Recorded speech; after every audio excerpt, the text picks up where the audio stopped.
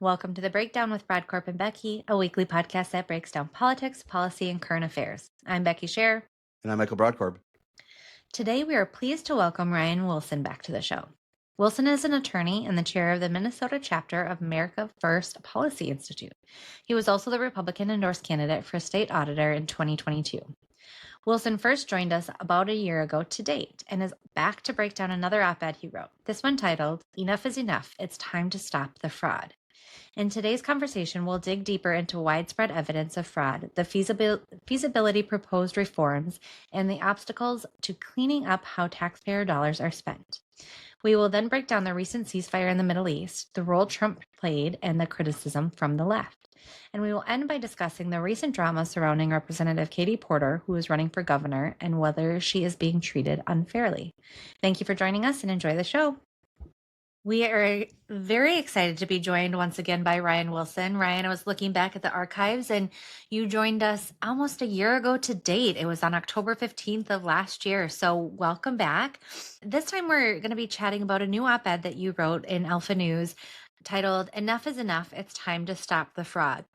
Start with us. Remind us about your time running for statewide office, why this is important to you, and why you decided that this was an important piece to put in writing. Yeah, so thank you for having me on again. It's great to be here. I ran for state auditor in 2022, ran a good race, close race. Didn't quite get across the finish line, just a couple thousand votes short. But we made the case for why Minnesota needs to take fraud and fraud prevention more seriously. So back then, Feeding Our Future was just starting to get in the news. We'd travel around the state and talk about it. And people didn't know what that meant. It was kind of a weird term, feeding our what, and the media hadn't started to pick up on it and cover it. And we made it a campaign issue. It was important that we highlight the fraud that was happening in Minnesota and the things that, in that case, that the state auditor and the state at large should have been doing. And so, fast forward a couple of years, it's been 4 years since then, and unfortunately, the fraud has grown and grown and grown. And what sparked me to write this was a comment from the federal government, from one of the acting U.S. attorneys, that our fraud in Minnesota is approaching $2 billion, billions of dollars, he said, in terms of fraud. And it just seems like program after program after program is rife with it. And so I wanted to, put some words down on paper and kind of make the case for why Minnesota, again, needs to take fraud more serious. You wrote that these programs in question are, quote, based on a fundamental idea that we live in a high trust society, that our laws and institutions are built on the premise that those needing help will only take what they need, and those administering the help will be good stewards of our hard-earned tax dollars. Neither is happening. Chat with us about kind of this maybe evolution of manipulating government programs, or how these well-intentioned programs have been able to be manipulated on such a widespread scale here in the state. We've kind of had this grand bargain in Minnesota for decades, which is, sure, we pay a little bit more in taxes, but we get more for it, whether it be better services, better roads, better education, and better governance. We used to be a good governance state, and people took pride in that. And what we've seen over the last couple of years is that people have taken advantage of that good nature. Right? We assume that when we put a program out to maybe help a mom that needs some funds to be able to, not have to, sleep in her car with her kids and be able to get somewhere, maybe some temporary housing, that she could go access that, and that she wouldn't be in line, or that those funds wouldn't be, run out because there are, bad actors in front of her that are taking advantage of these programs. And so that trust has been breached. Again, it's kind of predicated on this high trust society that we're all, in it together. And when these fraudsters come in and they start to take advantage of it, it chips away at that. And what it also does is, not only does it take away important dollars to be able to, and programs to be able to help people that are in need, and a lot of times in crisis, but it also makes people more cynical about future programs and some of these programs that may be able to help people. And so, people dig in their heels. And it also, it's not fair to the hardworking taxpayers of Minnesota. They work hard. That's money that they could be using for their kids' colleges, to be putting food on their own tables, right? To be able to put away for their own savings for retirement. And instead of going to those things, it's being mismanaged by our state government, and it's flying out the door. And I think people are getting frustrated with that. And so what we've seen over the last 4 years is this kind of building of a crescendo. And I think it's one of the top issues now in Minnesota, I think, that faces our government. AFPI, when they opened their Minnesota chapter, they did a poll on what are the issues that Minnesotans care about, and fraud kept jumping up to the top. I think it was something like 2/3 of Minnesotans saw fraud as a significant issue in Minnesota, right? And we're pretty much a 50-50 state, Republicans, Democrats. So that means it's a bipartisan issue of people that want to see us do more about fraud. I got to just pop in for a second here and want to ask you this. Ryan, you campaigned for state auditor on a lot of fraud issues, and you mentioned it in your op-ed. Describe to our listeners how Minnesota would have been, how we would be looking at fraud differently, and maybe some of the steps you would have done had you been elected state auditor to prevent this. How different of a state would we have right now if Ryan Wilson was state auditor in terms of tackling some of these issues? A big part of what the state auditor can do is to be a voice, to be out there talking about the issues, bring them to the forefront. This is one of the things that Artie Carlson did great when he was state auditor, is be able to, again, bring these issues to the forefront.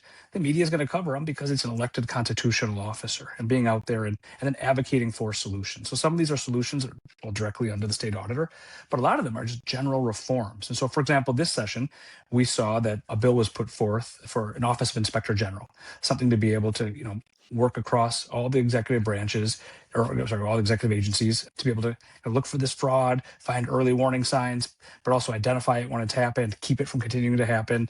And again, the state auditor and a lot of elected officials can play a role in advocating for that. And so I think that's probably a big difference is we didn't quite see that level of advocacy. And one of the important things is before you can stop fraud, you have to acknowledge there's a fraud problem. And for years in Minnesota, we've the politicians have stuck their head in the sand. One of the first kind of big fraud issues to come up was right at the start of the Walz administration. It had to do with daycare fraud, right? There's this idea that people were billing for daycare that wasn't really there. I think one of the whistleblowers said of the $250 million that's in the program each year, up to half of it could be fraudulent. Well, that person was basically ran out of Dodge. They were demonized. They were said, this can't be happening. You're wrong. How dare you shine a light on this? And it kind of went to the side. But what we saw since then is, well, shortly after that was the Feeding Our Future. Started right around 2020, about a year later. We only started to hear about it 18 months, 24 months after that. But these fraudsters get empowered when they see that they can get away with one program. It empowers them to go, take advantage of other programs. Which gets to one of the reforms, that I think is important part of this beyond the OIG is when one person is caught or suspected, or one entity is suspected of defrauding the government in one agency, then we need to make sure those other agencies are talking. That there's whether it be a list or some way to communicate and coordinate so that people can't keep defrauding if they're already suspected of it, a way to pause payments or a way to get some accelerated hearings to be able, and people are getting their due process, of course, but to make sure that the state and the taxpayers aren't being taken advantage of. I just want to make just one statement, I think, in general, and I think all of us know this phrase. We like to say elections have consequences. And this is a situation, as I read Ryan's op-ed and I listened here, this is an example of where I think we would be a fundamentally different state in terms of how we would be looking at fraud had auditor candidate Wilson been elected. And it goes back to that phrase we all know, that elections have consequences. And there just would have been a different approach, because this op-ed really lays out some reforms that could be done right now, but really shows, I think, in many ways how, I guess, sadly, you were ahead of the curve in 2022. And ultimately, you can't audit your way out of this. You can't. There's a certain backwards-looking aspect of auditing. What we really need in Minnesota is a culture shift, and that starts at the top. It starts at the leadership. It starts at the top of the executive branch, right? And we've all been in the private sector before, and we know that a CEO or a small business owner or a manager that has responsibilities underneath them, if this type of stuff happens, what do you got to do? You got to get to the bottom of it. You got to find the root cause. You got to figure out how it's happening. You got to put plans in place to not make it happen anymore. And of course, you got to prosecute the stuff that you already found or make sure that the authorities deal with it. But you got to want to solve the problem. And it's not an unsolvable problem in Minnesota because 49 other states don't have this problem.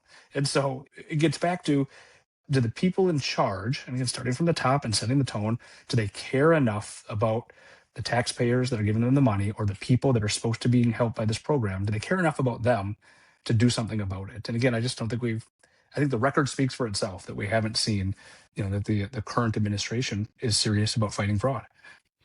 We have spoken about fraud quite a bit over the last year or two, interviewed some of the legislators, and it's been a little surprising, I think, and I'll let Michael, I don't want to speak for him, but I kind of will, because based on our conversations, that it doesn't seem it should be a partisan issue. You said from your America's First Policy Institute's polling, which we'll come back to the Institute, but that it's both sides of the aisle think that this is an issue and a top issue. We know that there's, not going to be a candidate on the campaign trail this time going around and saying, I support fraud. Yet it seems to be a fundamental difference of how to address this or addressing it in general. I mean, obviously, we don't know motives behind it from at certain levels. We know there's some manipulation and willful issue or willful looking to do wrong of these programs from folks manipulating it, but there's obviously some negligence. There's obviously a lack of oversight and different issues. Talk to us about that kind of breakdown of how, while it seemingly should not be a partisan issue, it seems to be a partisan issue. Democrats at the legislature aren't seeming to want to act. We're not seeing heads rolling or a ton coming out of this administration. Walk us through that a little bit. Obviously, it shouldn't be a partisan issue. We're all taxpayers. We should all care about it. We're also people that someday might need or know somebody that will need that safety net. And we should all want it to be there for them. And so this undermines things on both ends when these programs aren't, well stewarded and well cared for. I can't speak to the motives of particularly legislators or caucuses or groups or why they don't take, fraud more seriously. I would suspect that in part it's because these programs, people want to be able to get money out to the people that need it as quick as possible. And the legislature, they can't, when they pass a bill, a lot of it's appropriation based. Here's a program, we're going to appropriate it. There's a certain trust they have in the executive whose job it is to faithfully carry out the laws, to do a good job with it, to put the rules in place, the guidances in place, the procedures in place. And I think that's really where it's failing the most. You can't prosecute your way out of this. It's going to be hard to legislate your way out of it. It really starts with a culture at the top. Do I care enough to make sure that, when a check goes out, that that it's meaningful and that the person that's issuing the check knows that it's going somewhere good? And one of the things I talk about in the op-ed is behind every check that's written, behind every fund disbursement that there is, there's a human being behind that, somebody that works for the government that says, yes, this is okay to disperse these funds. It's okay to give this person this check, this money, this taxpayer money. And I think we want a culture where that person feels more responsible, feels more ownership over those tax dollars that they're distributing. And then it's not just a matter of, funneling them out. We saw this with the Department of Education during COVID. In the Feeding Our Future, there were these really small buildings that were allegedly feeding thousands of people a day. And all it would have taken is for somebody to go out and drive by and just see that it's not possible, to raise their hand, to say something. And so it wasn't the case. And again, it's been a pattern over the last 8 years, over the last two administrations. And so I think it's beyond isolated incidents now, right? Again, we saw the daycare, we saw the Feeding Our Future, we saw the autism centers. Daycares are back again now. I think there's 62 some centers that are under investigation. We saw the housing stabilization stuff. I mean, it's one after another after another. And so it becomes, again, not one-offs or not, oh, they got us again, but kind of a pattern of a laissez-faire attitude towards taxpayer dollars and towards the integrity of the programs that these dollars are supposed to help. One thing I love about hearing from you now, but in your op-ed, is not just harping on what's going wrong, but talking about how we can fix it and proposed statewide standards that you include in there. You've hit on a couple of them, but walk us through those main changes, such as more responsibility or accountability from the government employees. But walk us through the three main statewide standards that you included in your op-ed and how you think those will make a significant difference here. Right. Of course, the Office of Inspector General, that's an important one, is legislation that was advanced this cycle. And I assume it'll keep getting advanced, each legislative session, because it is a big solution to the problem. Again, having somebody just looking for fraud, that's going to make a difference. And the fact that, the people that the fraud is flowing through, whether that be the government employees dispersing the funds or the fraudsters, if they know they're being looked at, they're going to be a little less likely to want to commit those acts, or maybe they'll do their job a little bit better. So I think that's a big part of it. Number two is, we need a whole of government approach. And so we need to know that when we find a fraudster, when we find somebody that's taking money from the government, whether it be illegally or highly suspected of it, that they're not allowed to go keep taking that. And it's not just at the state level. And this is where it's important. A lot of money flows through counties, through cities, through school districts. And if we just worry about, at the state level, we're going to miss a lot of it. Because you think there's not controls at the state level. Can you imagine what it is in some small city that maybe doesn't have the ability to have fraud prevention and fraud controls, or a school district, right? And this is one of the things we talked about during the auditor's race. Was it's important that we make sure once we agree on these programs, once there's vigorous debate in the legislature, once the money gets appropriated, we should make sure it's getting to the things it's supposed to. So like on schools, we want to make sure it gets to the classroom and it's getting to the kids and it's helping them learn and rebound from their COVID learning loss, all these sorts of things, and not being skimmed off by fraudsters. And so we need a whole of government approach from all levels of government to make sure that once we discover, one fraud, that we don't let it keep getting perpetrated elsewhere. And then the last thing is just making sure, again, that the people that are on the front line of issuing these funds feel like they can come forward, feel like they can have a say. And again, taking it back to that whistleblower on the one of the first big frauds on the daycare, they were lampooned. They were again, like I said before, they were run out of Dodge, and we need to be more welcoming. We should want people to come forward and have those conversations. And maybe they don't always pan out. Maybe it's a misunderstanding, but people should feel they have the space to be able to have that conversation with their superiors or with a third party, maybe somebody out of the OIG's office, that they can feel they can share that. And so do those three things. They're hard, but they're not difficult, and they just take a matter of will. Some of them, the governor could start doing today. Some of them, involve legislation. But I think there's hope. I think we can get to a better place. I think we can get to a place where these programs are more effective. We don't have to shut them down, like the housing stabilization issue, where basically it's almost all fraudulent. They had to shut it down because they couldn't ensure that it was being administered properly. I think we can get to a place where these programs are helping the people that they're intended to help, and that the money can, more efficiently make it to them. I think one of the points that I just would want to say about the op-ed that I thought was important was, and what you're discussing in this interview here, Ryan, is your acknowledgement and compassion for the need for these programs. And I think that that's so important. I think that, and that's a perspective that I think needs to be elevated more, particularly, putting on kind of a partisan hat for a second. It's refreshing to have it be approached from the standpoint, look, we're a generous state in many ways, and we want to provide, in some ways, a reasonable safety net. But when we have this element of fraud and that kind of waste, fraud, and abuse, what it really does is it hinders not only the people that haven't received it in the past, but also going forward. I think that's the type of visibility and kind of messaging on fraud that I think is so refreshing about this op-ed and the way you're framing it right now.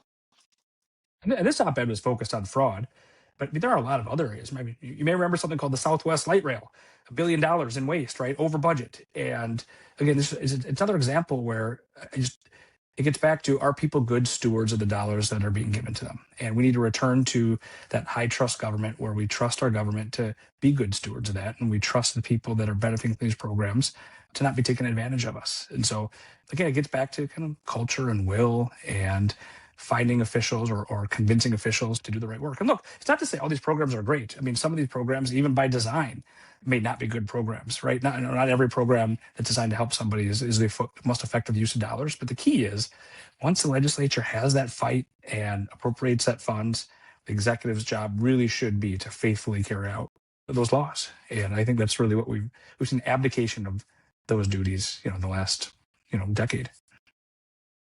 I just want to read one line from your op-ed that I think does encapsulate that really well, because I agree. It is an important reminder. You wrote, every dollar stolen is a service denied, a child unfed, a family unhoused, a person in mental health crisis left unaided. This isn't just bad government. It's a betrayal of the public trust. And I think it is just such a great way. I agree with you. I'm not saying that every billion of these dollars are how I would spend them or where I would put them. But once they are allocated, like you just said, that is my money, that's your money. It should be spent in an appropriate manner. It should have oversight, and it should be going to the people that program is meaning to help. And it's just mind blowing how much taxpayer dollars have been blown out of the water, who knows where, spent on houses and cars and extravagant trips. And I think we're going to continue to see a lot of court cases and arrests and a lot more of this come to light. But that accountability in the actual government function and changing this for the path forward certainly is necessary. I know the Republicans at the legislature are hoping to do that with their committees and moving that way. And hopefully Democrats will come to the table and bring some accountability to this as well. And I think it should be a wake-up call for everybody that when the federal government comes out and says that Minnesota is drowning in fraud, that's got to be a wake-up call, right? I mean, we've got to do something about it, and we just can't keep doing more of the same. It's not sustainable. Before we lose you, I wanted to talk about, you're the new chair of the America First Policy Institute Minnesota chapter here. Talk to us about this organization. It's a nationwide organization and nonprofit. Talk to us about why it's important, where it's now here in Minnesota, and what the goal and mission is. It's the state chapters as part of AFPI is a newer project, and so Minnesota, I was excited to help bring that to Minnesota so that we can have a chapter here, and again, have a voice and be able to articulate how some of the policies that are coming out in Washington are helping Minnesotans in a favorable way. And so I think that's at its core, that's going to be the mission and the goal of the local chapter, of all the local chapters, is to show, here's what's happening, and here how it is or isn't coming down to your state. And sometimes there's obstacles at the state level that are preventing a lot of the benefits that are passed at the national level from getting here. And so AFPI's mission will be to highlight those things and to focus on, again, what are those federal policies getting passed that either are or are not helping Minnesota, and making the case for potential change. AFPI was founded in 2021-ish, let's say 22-ish, and it has been a place that has served as a great, I don't call it a think tank, but a policy institute to be able to put out really practical policies. And now we're seeing that many of those people, I think 9 cabinet members in the current administration came out of AFPI. Hundreds of other high-level staffers have come out of AFPI. And they're in the process of, again, reloading and building out in states. But it's a great place, again, to develop these policies that really help all Americans. They really to make sure that, Americans are being put first in a lot of regards, and that they have the policies that are needed, again, to make us successful and to make America, continue to grow and to continue to thrive. I was excited to see this. Again, we, like I mentioned with your op-ed, but we've had lots of conversations about how for years Republicans have just been the party of no, right? We've just said, no, we can't spend our money there. No, we can't do that. No, that's not what government is meant to do, without really having solutions or proposals of how to put things back on the right track and get us back to the prosperous beacon on the hill that we know we should be. And so it's really exciting and encouraging to have this institute, I think, have a chapter here in Minnesota, and try to get us, back on the right track, get us where we want to go, with substantial polling and policies and papers behind it to lead the way. So I'm excited to see what comes out of it, and I'm hopeful and optimistic that we can become a party of yes and really start crafting that path forward. Great. Well, thank you for having me on. I appreciate being able to come on and talk about this fraud stuff in particular, and being able to go through how Minnesota can have a path forward. And I think the future is hopeful. We just have to have the will to want to stop the fraud, to stand up and say enough is enough, for the people that need the help, for the people paying taxes, for our own families, and getting back to a place of sanity where, taxpayer dollars matter, and that people will be good stewards of the money. People work hard. People go to work, 8, 9, 10, 11, 12 hours to put food on the table for their kids. And it is a shame that the people that are stewards of those dollars are not being good stewards. And so I'm glad you're helping me get the message out, and thank you for highlighting, sending some of these good points in the op-ed on how we can turn this around and what the path forward is. Ryan, we want to thank you for joining us. And if there's more that comes out with AFPI or what else, we'll continue to follow it. And thank you so much for joining us today. Well, thank you for having me. Thanks. Bye. Becky, we just finished an interview with Ryan Wilson, who is the Minnesota chair of AFPI in this state, and he drafted an op-ed talking about the ongoing waste, fraud, and abuse issues, and also some reforms and some suggestions on some solutions. Your take on the interview? I really, not by plan, but the last couple of episodes, we've had some folks on who have written really great long form pieces, which I know you're a fan of as well as I am. And it's just, like I said, really refreshing to see people come forward with hitting on bad policy and turning to good policy. I think it's really exciting to see kind of this new way of writing, of getting our word out there, getting good Republicans' message out there, and standing for good policy that we know exists. And Republicans just haven't been the best messenger of that over the last few years. I think that we've been seeing that more at the state legislature. I think we're seeing that more of leaders like Joe Tayrab, like Ryan Wilson. I've been excited. I've been encouraged about it. And I haven't over the last few years necessarily felt a ton of excitement and encouragement when it comes from Republican policies and the like. And so it was great to talk to him. I think it is a good reminder of a lot to be done in the fraud sphere. We're certainly grateful that there is a lot more attention, that there's the committee at the House that is really hammering home on a lot of this stuff. I'm grateful for the press picking up on this, but certainly more needs to be done to make sure that this does not continue to happen, that the folks involved are held accountable. We know there are tens or hundreds of millions of dollars that we're never going to see again, that are not going to be able to be spent in the appropriate ways again. But we certainly need to make sure that's not continuing down because other states are not having this issue. Why are we? And we need to make sure we continue to have good leaders that are going to make that a priority. No, absolutely. I think that's spot on. What I liked about his op-ed and I like about his approach is I think he takes into account, I think, the reality of Minnesota as a state, that we are a state that is generous, that wants to have a safety net. And that line that you read from the op-ed that you quoted, I think encapsulates that story. And I go back to what you talked about, which I think is one of the smartest things I've ever heard in terms of commentary and communications from the Republicans' perspective, is how Republicans need to tell stories.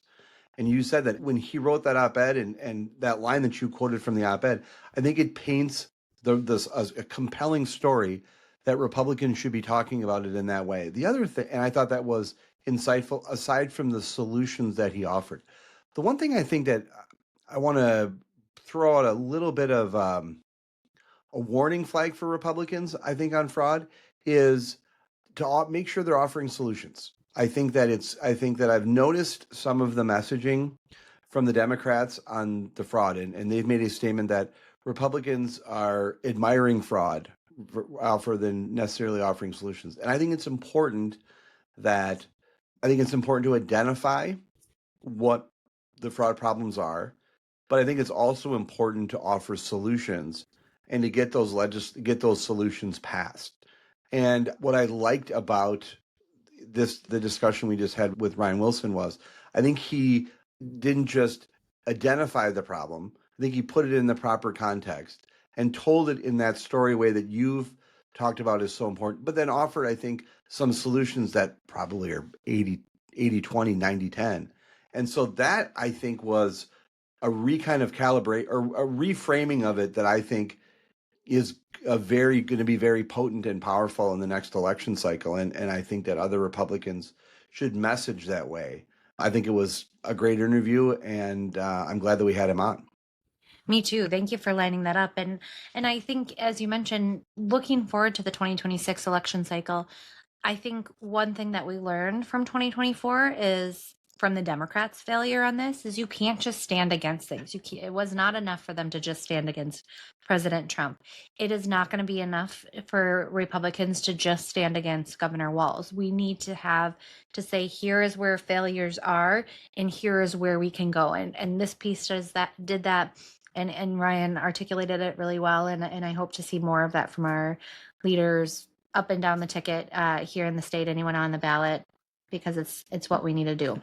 And the one thing I'll just note is ever since you mentioned that about Republicans telling stories as a narrative way in which communicating, that's why I've been that's why I've been so appreciative of these long forms, because aside from and less on the social media activity, that's why, I mean, I've always had a little bit of a soft spot for those who take the long form to express their ideas.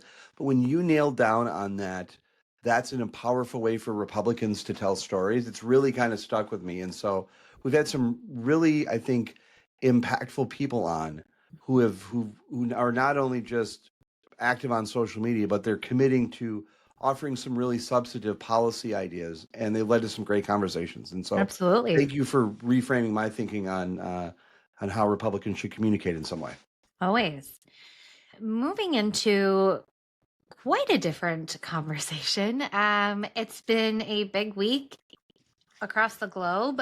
We have a ceasefire peace deal, phase one in progress / complete between Israel and Palestine. We have all remaining hostages have been released. 20 living hostages were released, reunited with their friends and family in Israel. There have been articles I read, 4 bodies released as well.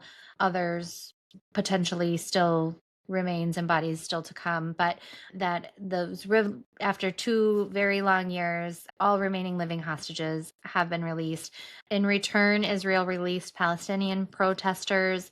The agreement also included opening of crossings and delivery of aid into Gaza, a movement of displaced Gazans back to northern areas.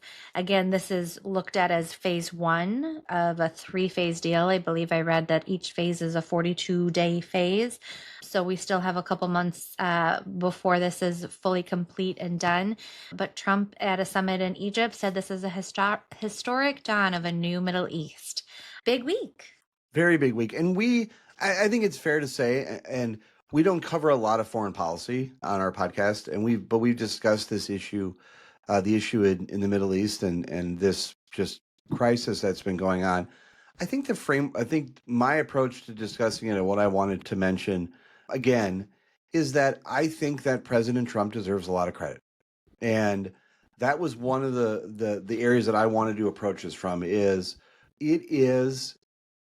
I think it is interesting how, and this is kind of a philosophy that I've discussed with you before about at some point the campaign needs to be over with.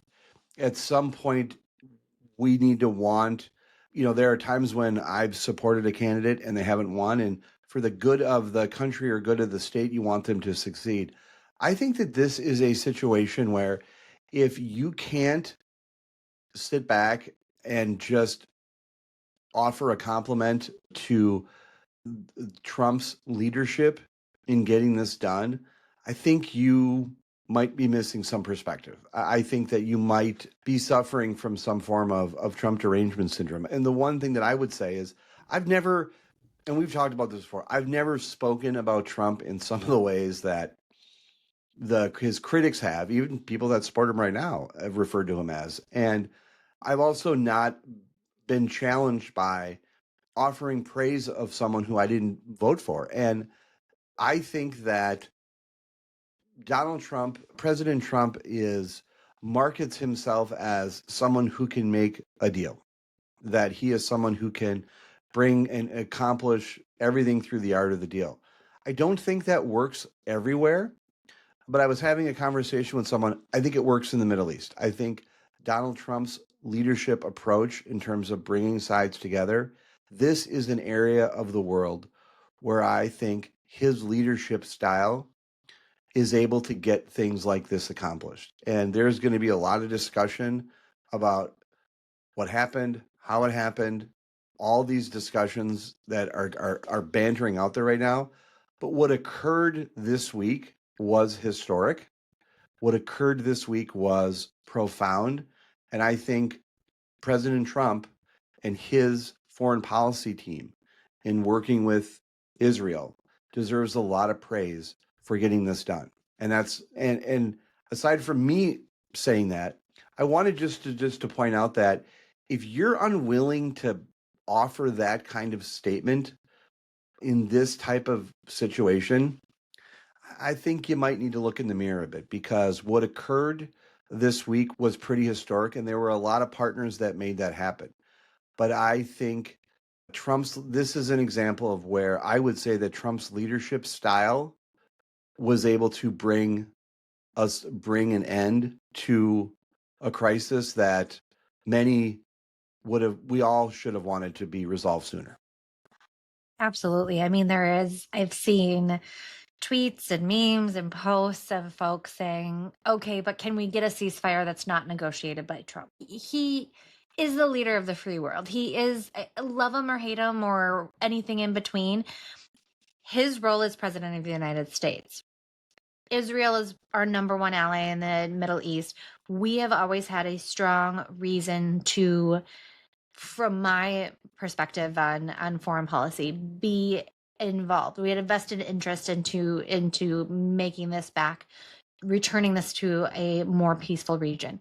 Now, a lot of other things are yet to be figured out of what this looks for Palestine, what this looks like for Israel and their people and their governments and their path forward.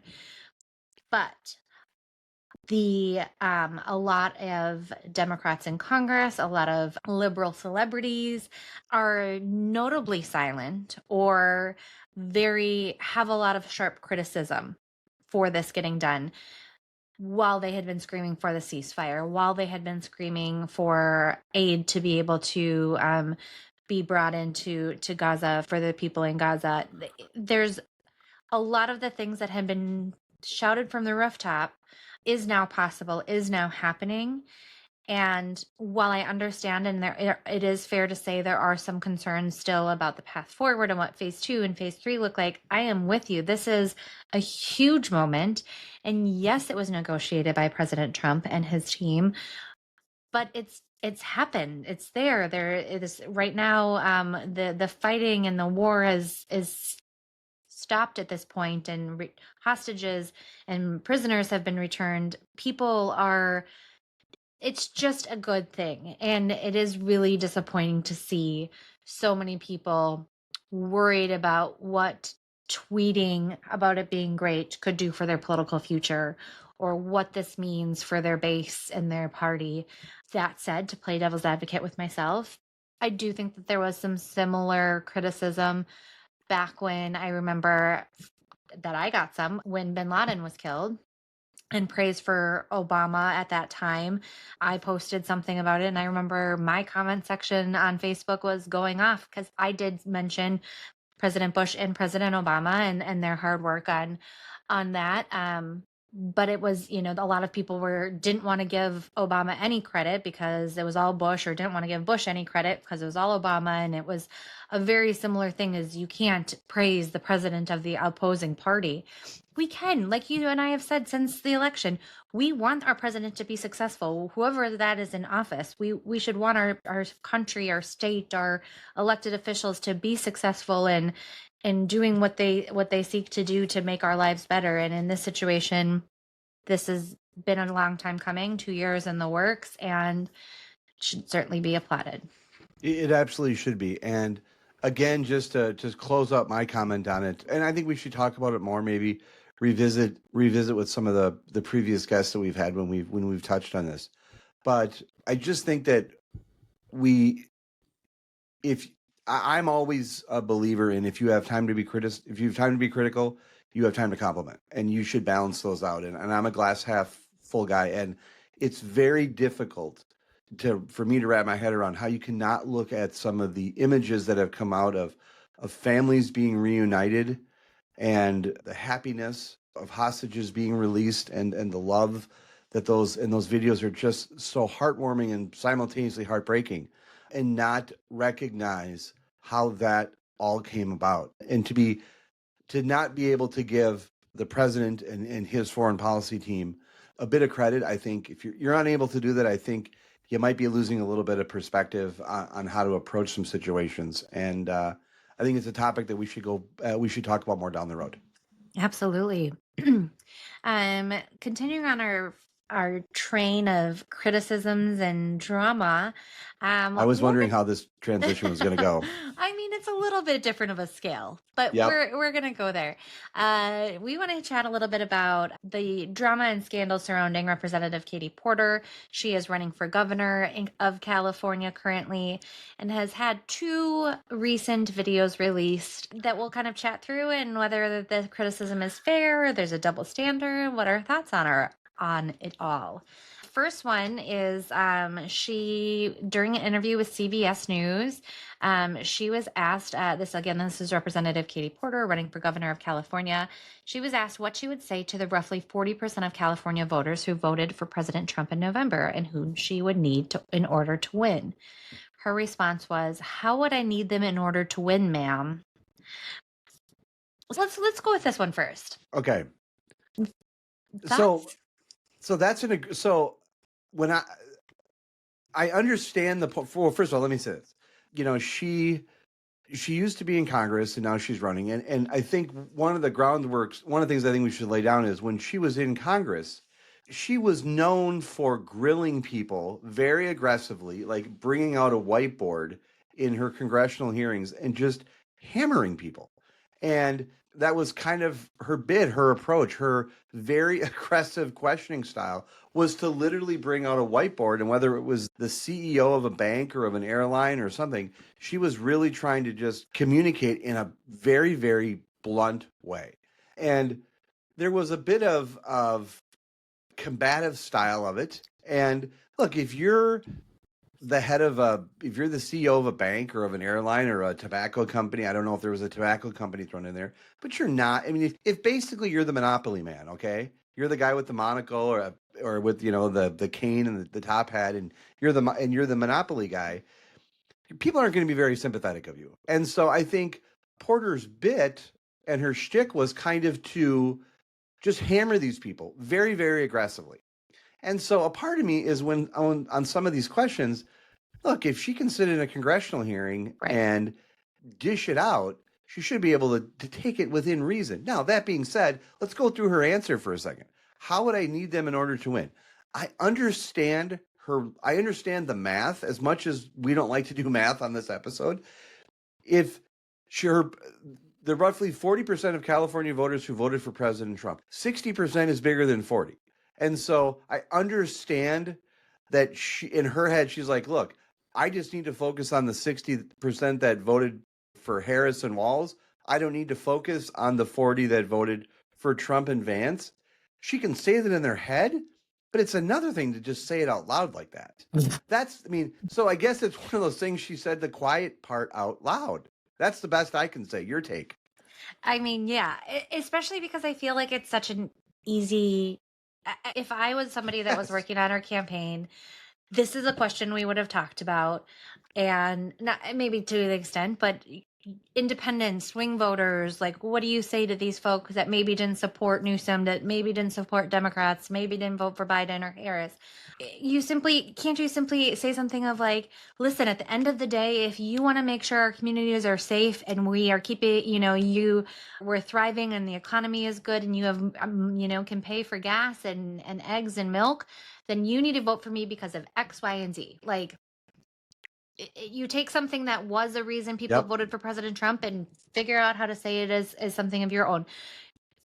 Now, are those 40% going to vote for her? Probably not. But like you said, you don't say that. You don't try to solidify that of like, I'm not going to talk to you. I don't need you. Yes.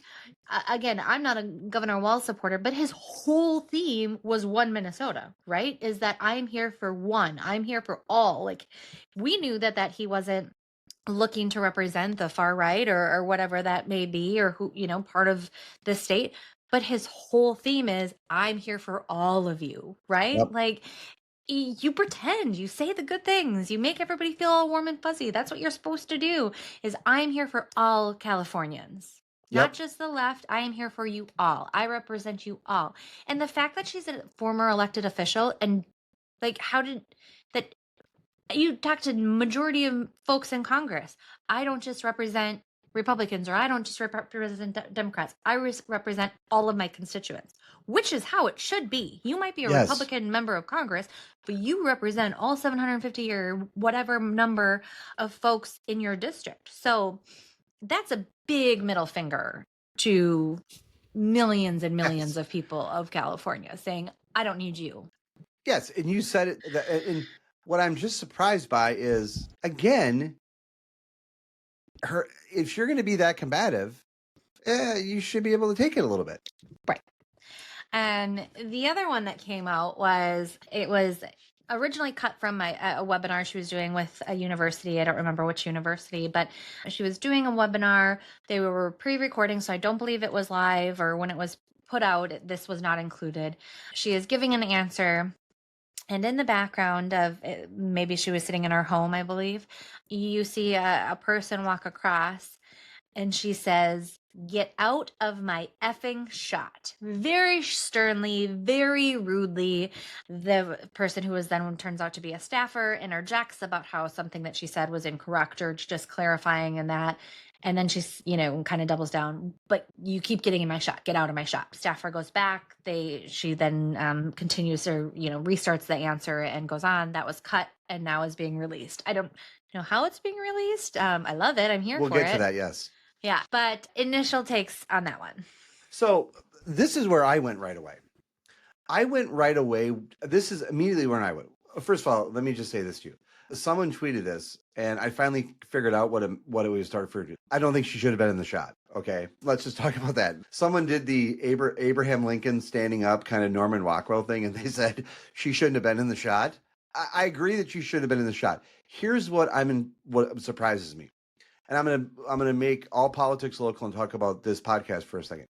You and I have been recording podcast episodes for a few years here now.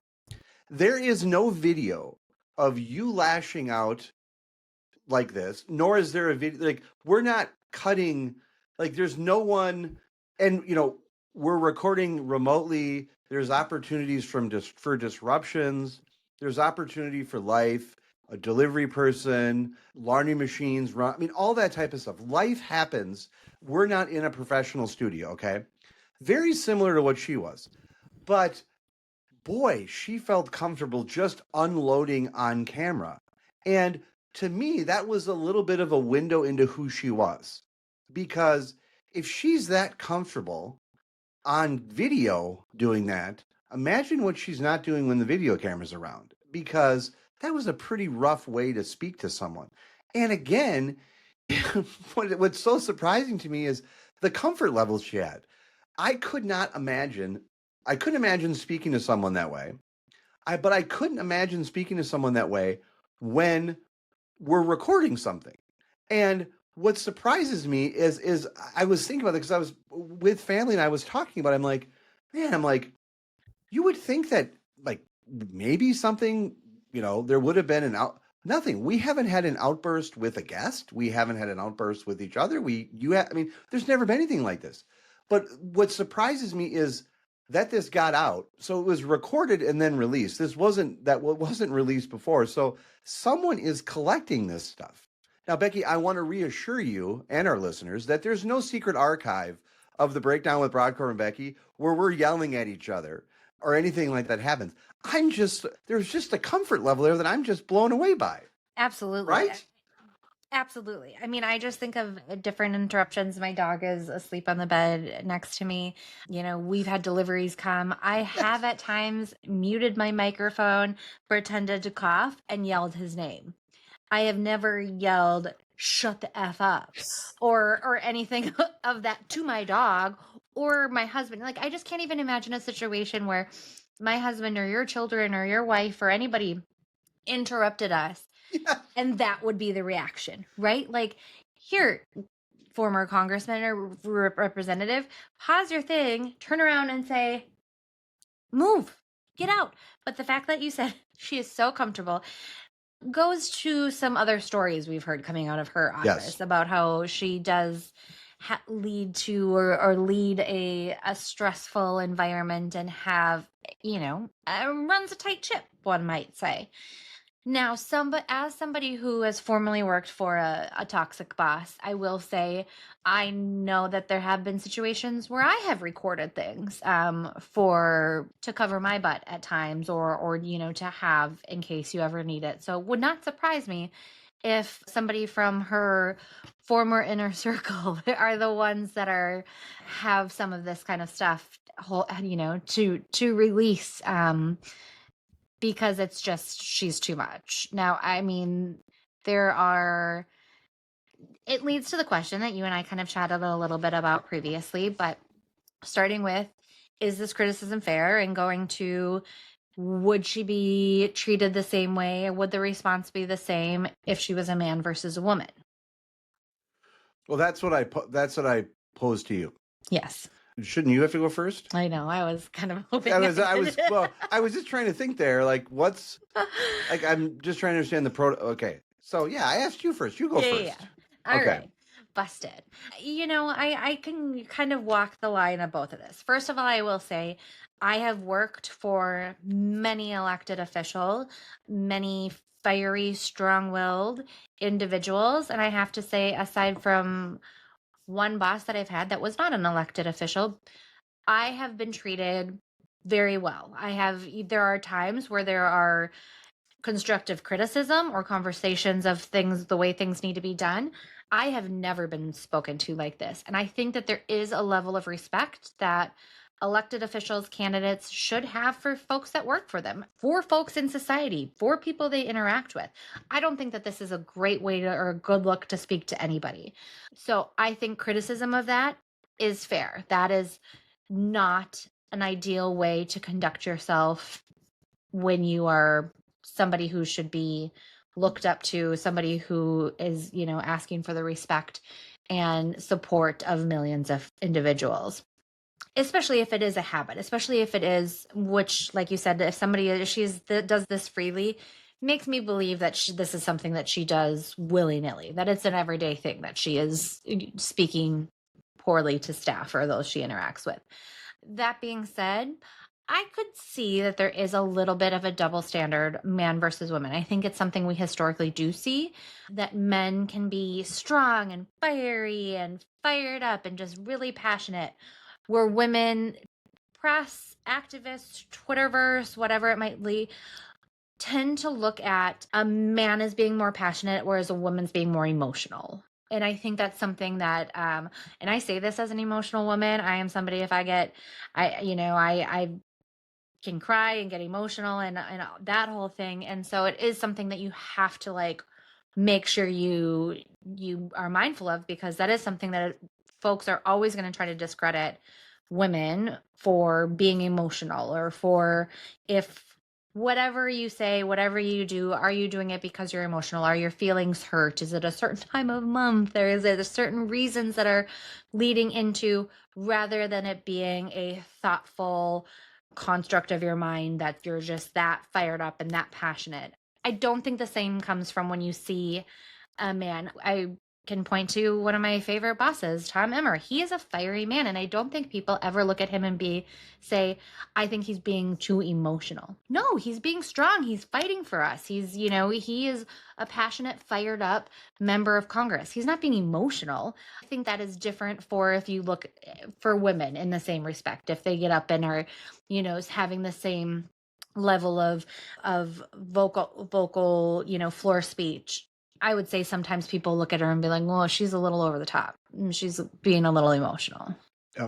My take, and what I wanted to get from you was a couple of things. Number one, she's a member of Congress. I was never been a congressional staffer. But my reaction was rude. I think what I noticed was the staffer, stay out of the shot. But I also kind of understood the dynamics, she's recording from home. We record separately. Life happens, interactions happen. I thought she was pretty out of line, but I also wanted to discuss it because there's been a lot of criticism about her.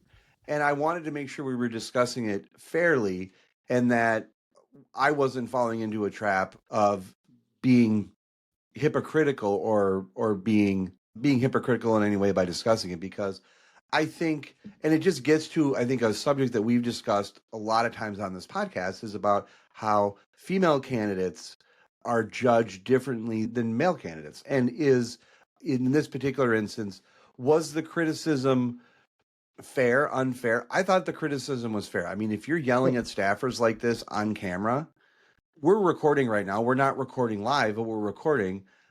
I would think that, and having done this for as long as we have, I think we want to be on our best behavior when we know that there's something recording.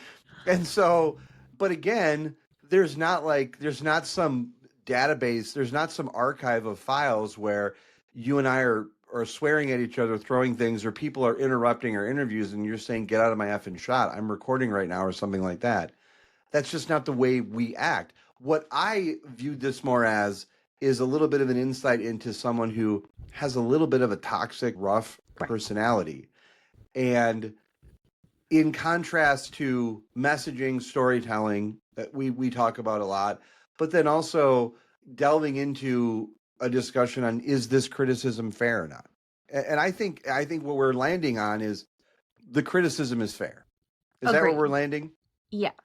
And I also have to say, the staff's reaction being so kind of like, I'm just going to bypass that and say what I'm going to say, also leads me to believe that that's not the worst that's been said to her, and she's used to it, right? Like she didn't bat an eye. She's like, oh, okay, my bad, but I wanted to make sure that you knew this. Like, if you said that to me, I'd be like, oh, hold up. Like, we would not just continue having a Yes. conversation and go back to what you're doing. Like, it just, Yes. so that leads me to believe that this is a pattern, a reoccurrence, something that is questionable. We talked about similar things when it came to Amy Klobuchar and how she conducted herself with staff, right? Like, this is something that I do think, yes, maybe those two instances both happen to be women, but men or women, it unacceptable. Unacceptable. And I would also say, how prevalent is that you worked in Congress, and I think you described Congressman Emmer precisely. I don't think anyone would ever say he is too emotional in that sense. I think that he's passionate. Do you think in your seeing of some of these stories about Porter, I've seen it reported as she's out of line, she isn't acting appropriately, and she's just being mean. I haven't seen it reported as people saying she's emotional or things like that. Right. Have you seen it that way? No, I've seen it more lending to that she is absolutely out of line. No. And again, and that it's not befitting of a statewide leader. Yes. I would also say, and we've talked about this every time we've spoken with Emmer on this podcast, we are in our review of it, we're like, man, he fires you up. He gets you excited. He gets you ready to go. There's a difference between kind of that Herb Brooks kind of rev you up kind of speech and someone demeaning each other, someone demeaning in this type of way. I also have to agree with you that if someone spoke to me that way, we wouldn't be moving on that quickly. Yeah. We would not be moving on that quickly. I am someone who, as someone who tries to communicate always with people in a respectful way, but as someone who is always tries to teach his kids to have strong mental health and self-advocate for themselves, I could not imagine speaking to someone like that and then just saying, oh, we're going to move on. Now, that being said, she shouldn't have been in the shot, but that doesn't mean you speak on camera. And I have to go back to this one more time. It's not as if you and I are acting when we're recording. We're just being normal. Yeah. You would think that if you're recording something and you're streaming something and the video camera's on and the audio's there, you would try to act reasonably, but this just makes at least me your think, best. I mean, yeah. Just put on a good face. Because again, it's not even as though obviously she had some sort of relationship with the people who were recording. But again, it's not as though it was just her staff recording this. This was something she was doing with an outside university. So the fact that she still felt that comfortable or didn't, because her apology when she came back was not like, oh my God, I'm so sorry, I shouldn't have done that. It was like, all right, so I'm just going to restart. Yeah. So again, it was something that like. Yes. And I don't think either of you and I are trying to portray ourselves as I mean, I swear all the time. I get angry. You swear. I mean, we're normal human beings. But when you're on camera, and here's the other thing, someone saved that. Yeah. The reminder here is, as much as I get made fun of for being in the AV club in high school, you need to be mindful of the AV clubs and the people that were in the AV clubs, because they'll save the video, they'll save the audio, because there'll be a problem. But somebody saved that. And so, well, we wish her the best. Sure do. We sure do. By the way, I loved we would be talking about that thing you did. You did something with your hand. You're like, we would be talking about that. Yeah. Yeah. Oh, yeah. We would be talking about that. Speaking of things we should talk about. Yeah, you had a big week. I had a big week. You came out on top this week in points, and we're tied again. Yes. Tied for second place. I'm just Reaganing right now in fantasy football. I'm winning in my family fantasy league, dominating week by week. And so sick of winning, aren't you? Here I am. It's almost too much winning. And now I had the most points last week, so I won the week. Now we are tied for second. Yep. And we're still chasing Ben Golnick. Yeah. It's just so funny, isn't it? How week to week go. That week 4 you had 10 points, week 5 you had 5 points. I mean, we talked about everybody did poorly last week, and then 11 points this week. I mean, Just crushing it. Yes, but crushed. we're tied. Where And is the? Go ahead. Go ahead. Well, I just also want to say I saw a tweet that you shared from a ESPN reporter that Minnesota now has going into the hardest schedule for the remaining games here. Yeah, I'm sure that means a lot to you, someone who never picks the Vikings to win like you I do. pick the Vikings almost every week. Yeah. So we'll see. But no, it's going to be a tough few weeks, but I'm going to be there. I'm going to stick with it. You're not going to have to worry about me having some outburst and yelling at someone. I'm used to this. I'm used to this stuff. But again, this week it's going to be week by week. We just got to knock Golnikov. That's all we got to do. On it. Becky, I want to thank you once again for joining me today and being a part of this podcast and by not swearing at me. Absolutely. That's great. I want to thank all of our listeners for joining us on this episode of The Breakdown with Brodkorb and Becky. Before you go, show some love for your favorite podcast by leaving a review on Apple Podcasts or on the platform where you listen. You can also follow us on our website and across all social media platforms at BBBreakPod. The Breakdown with Brodkorb and Becky will be back next week. Thank you so much for joining us. Bye.